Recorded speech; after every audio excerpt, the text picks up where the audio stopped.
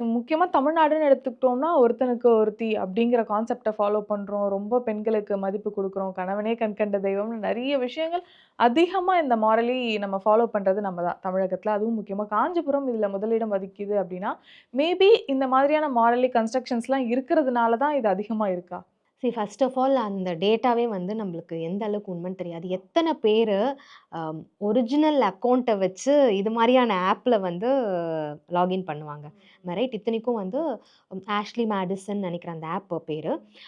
அதுல வந்து ஃபேக்கான ப்ரொஃபைல் ஃபோட்டோலேருந்து, டேட்டாலேருந்து எல்லாமே வந்து பார்த்தீங்கன்னா, ஃபேக்கா குடுக்கறனால நம்ம அந்த டேட்டா அந்த விஷயம் வந்து எவ்ளோ தூரம் உண்மைன்றது தெரியாது.